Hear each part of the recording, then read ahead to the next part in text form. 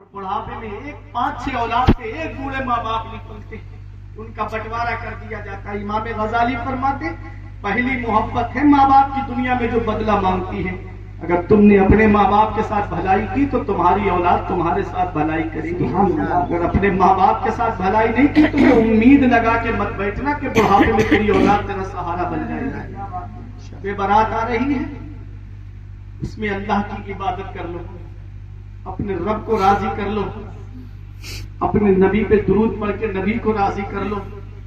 भाई नाराज है तो भाई से माफी मांगो, बहन नाराज है तो बहन से माफी मांगो, माँ बाप नाराज है तो माँ बाप से माफी मांगो। उस रात में अल्लाह सबको बख्शता है, लेकिन जो माँ बाप को सताता है उसको नहीं बख्शता है। उस रात में अल्लाह उनको नहीं बख्शता है जो शराब के आदी हैं। शराबी के ताल्लुक से आप जानते हो, मेरे आका फरमाते हैं कसम है उस जात की जिसके कब्जे में मोहम्मद की जान है। तुम शराबी को कब्र में दफन करके आते हो, उसका चेहरा काबे की तरफ करके आते हो, शराबी की कब्र खोल के देख लेना, अल्लाह उसका चेहरा काबे से फेर देता है। अल्लाह हजरत फरमाते हैं उनको रहे माए तो आए, वरना वो कड़ी मार है क्या होना है। छुप के लोगों से किए जिसके गुनाह वो खबरदार है क्या होना है।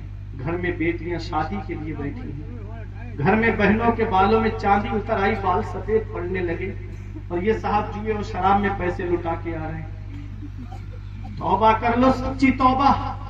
आज इस जलसे से पैगाम लेकर के जाना,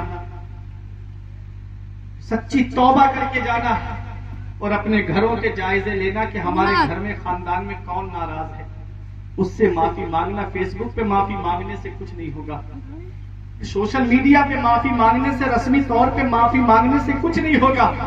घर में रूठे हुए माँ बाप को मना लो। आज कारोबार के लिए रोना रो रहे, कोई बरकत नहीं हो रही है, मौलाना साहब आप दुआ कर दो, हजरत आप दुआ कर दो। हम दुआ कराते फिर रहे हैं, दुआ लेते नहीं है। घर में माँ बाप बैठे, मेरे आका फरमाते हैं माँ बाप की दुआ औलाद के हक में ऐसे कबूल होती है जैसे नबियों की दुआ उम्मत के हक में कबूल होती है। नबियों की दुआ रद्द नहीं होती है, ऐसे ही बूढ़े माँ बाप की दुआ रद्द नहीं होती है। तो अपने माँ बाप की दुआएं लो, अपने माँ बाप के पास जाओ। मेरे सर से मेरी सारी मुसीबत टाल देती है, मेरी माँ मेरे दामन में दुआएं डाल देती है। परेशान हो अंधेरों से तो जाओ माँ के कदमों में, वो जब चाहे मुकद्दर में उजाले डाल देती है। अपनी माँ के पास आओ। तो मैं अर्ज ये कर रहा था कि ये दुनिया चंद दिन की है, हमेशा रहने हम दुनिया में नहीं आए हैं। एक बात याद रखना नौजवानों, गाने सुनकर सो गए और आंख कब्र में जाकर के खुली तो फिर सोचो कौन है जो हमारे काम आएगा। ये उलमा तशरीफ फरमा ये जानते हैं, मैं भी अल्हम्दुलिल्लाह मदरसे से जुड़ा हुआ हूँ, दर्स से जुड़ा हुआ हूँ। मैंने एक किताब पढ़ा रहा था रियाजुस सालिहीन, उसके अंदर मैंने एक हदीस शरीफ पढ़ी। मेरे आका इरशाद फरमाते मेरी उम्मत पर एक वक्त ऐसा आएगा कि वो सुबह को मोमिन होंगे तो शाम को काफिर हो जाएंगे, शाम को मोमिन होंगे तो सुबह को काफिर हो जाएंगे। आज हालात देख लो, कैसे कैसे कुफरिया गाने चल रहे हैं, फिल्मों के अंदर कैसे कैसे कुफरिया डायलॉग चल रहे हैं। अगर आदमी उस पर एतकाद रख ले, यकीन रख ले ना, उससे राजी हो जाए, खुश हो जाए ना, तो उसका ईमान चला जाए। अब गाने कानों में ब्लूटूथ लगा करके, एयरफोन लगा करके, रोड पे गाड़ियों चला करके आप गाने सुनते हुए जा रहे हो, मौत का तो कोई भरोसा नहीं। अगर एक बात मुझे बताओ नौजवानों, अगर गाने सुनकर के मौत आ गई तो फिर बताओ कब्र में कौन है जो तुम्हारे काम आएगा। शाम को फिल्में देख करके सो रहे हो, कुफरिया डायलॉग आ रहे हैं और खुश हो रहे हो, और वही डायलॉग सुनकर के आप सो गए तो आंख कब्र में जाकर खुली तो फिर कौन है जो तुम्हारे काम आएगा। मेरा ईमान कहता है कल तो दीदार का दिन है और यहाँ, कल तो दीदार का दिन है और यहाँ आंख बेकार है क्या होना है। ये आंखें इस लायक नहीं कि अपने नबी के सामने खड़े हो सके, कि आंखें इस लायक नहीं कि हम अपने मौला अली के सामने खड़े हो सके। इसलिए इन आंखों को पाकीज़ा करो, कुरान की तिलावत करो, कुरान की तिलावत करो, अल्लाह की इबादत करो। नमाजें पढ़ के दुनिया से जाओगे, नेक अमल करके दुनिया से जाओगे, रोजे रख के दुनिया से जाओगे, تو مجھے معلوم ہے موت اس کی ہے جس کا کرے زمانہ افسوس۔ یوں تو دنیا میں سبھی آئے ہیں مرنے کے لیے، ہر ایک کی موت پہ رویا نہیں جاتا، ہر ایک کی موت پہ آنسو نہیں بہائے جاتے ہیں۔ کچھ ایسے بھی اللہ کے بندے ہیں جو اس دنیا سے جاتے ہیں، ادھر ان کے جنازے اڑتے ہیں، ادھر آنکھوں سے آنسو نکلتے ہیں، اور لوگ یہ کہہ دیتے ہیں لہد میں عشق رخ شہ کا داغ لے کے چلے، اندھیری رات سنی تھی چراغ لے کے چلے۔ تو اچھے کام کر کے دنیا سے جاؤ، نیک عمل کر کے دنیا سے جاؤ، اچھے کام کر کے دنیا سے جاؤ گے، اپنے رب کو راضی کر کے جاؤ، اپنے رسول کو راضی کر کے جاؤ۔ بریلی شریف سے ریحان ملت کی آواز آتی ہے، زمانہ خفا ہے تو کیا غم ہے اس کا، زمانہ خفا ہے تو کیا غم ہے اس کا، زمانے کو ٹھوکر لگائے چلا جا، زمانہ ہی ایک دن تیرے ساتھ ہوگا، تو آقا کو اپنے منائے چلا جا۔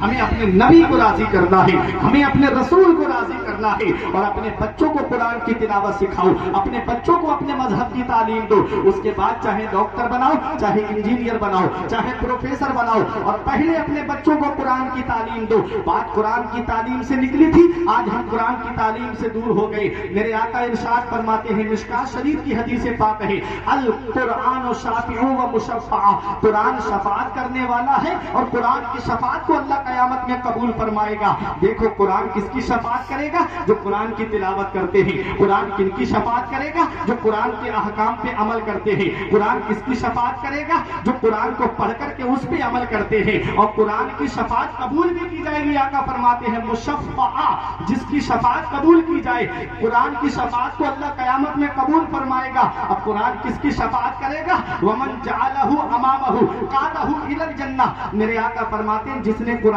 کو آگے رکھا، قرآن ان کو جنت میں لے جائے گا، اور جس نے قرآن کو پیٹھ کے پیچھے رکھا، قرآن ان کو جہنم میں لے جائے گا۔ اب اپنی زندگی کا جائزہ لے لیجئے، قرآن کو آگے رکھنے کا مطلب کیا ہے؟ قرآن نے کہا ہے، قرآن نے کہا کہ لعنت اللہ علی الکاذبین، جھوٹوں پر اللہ کی لعنت ہے، جھوٹ سے سچی توبہ کر لو۔ قرآن کہتا ہے وَكُونُوا مَعَ الصَّادِقِينَ، سچوں کے ساتھ ہو جاؤ، تو قرآن کے فرمان پہ عمل کرو۔ آج اگر تم کاروبار چلا رہے ہو، دکان چلا رہے ہو، تو ہم قرآن کے اندر ہر چیز ہے۔ دکاندار کو کیسے زندگی گزارنا چاہیے، یہ بھی قرآن میں ہے۔ عالم کو کیسے زندگی گزارنی چاہیے، یہ بھی قرآن میں ہے۔ عام آدمی کو کیسے زندگی گزارنا چاہیے، یہ بھی قرآن میں ہے۔ ہر چیز قرآن میں ہے۔ دیکھو اگر کوئی دکان چلا رہا ہے تو قرآن کا پیغام ہے، قرآن کا فرمان ہے وزنوا بالقسطاس المستقیم، تولو تو برابر تولو، کسی کو کم تول کر کے مت دو، کسی کو دھوکہ دے کر دھوکہ مت دو۔ دیکھو آج ہوتا کیا ہے، آج راشن کارڈ پہ راشن لینے کے لیے جاؤ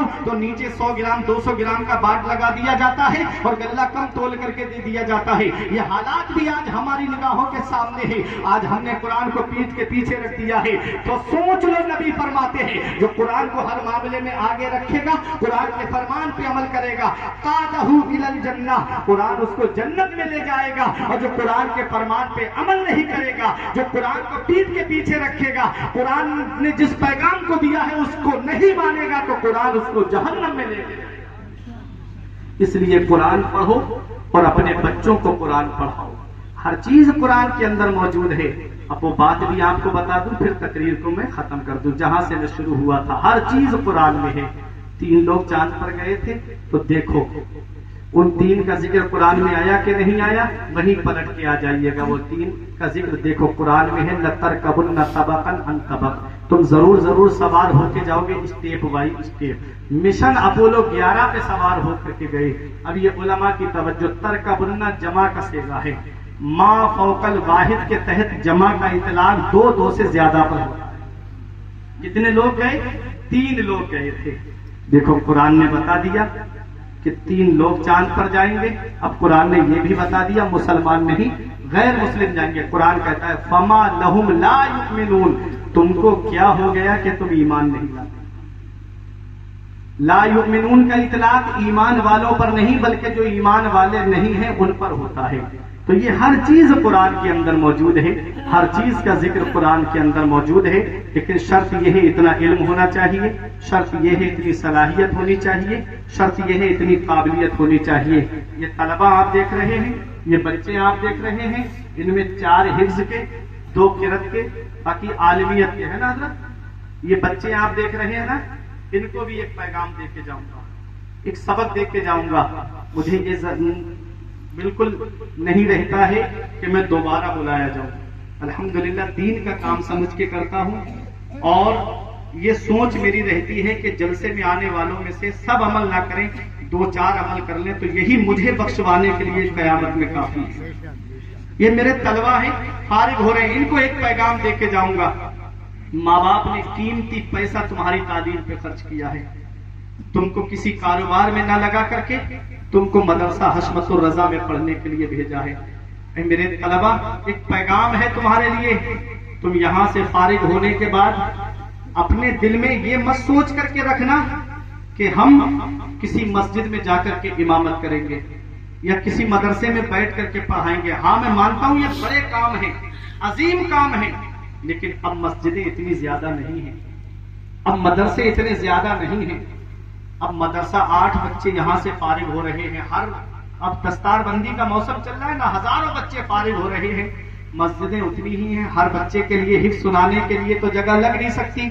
تو ایک میرا پیغام ہے تمہارے لیے، حافظ بننے کے بعد، عالم قاری بننے کے بعد تمہارے لیے یونیورسٹی کے راستے کھلے ہوئے ہیں، تمہارے لیے کالج کے راستے کھلے ہوئے ہیں.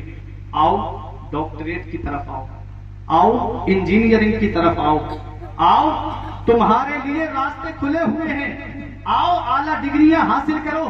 ابھی تم نے چند دنوں پہلے دیکھا ہوگا جامعہ اشرفیہ کے ایک عالم دین نے IAS کا ایگزام پاس کیا اور آج اعلیٰ منصب پہ بیٹھے ہوئے ہیں. ثقافت السنیہ سے تم نے دیکھا نہیں 50 کے قریب بچوں نے LLB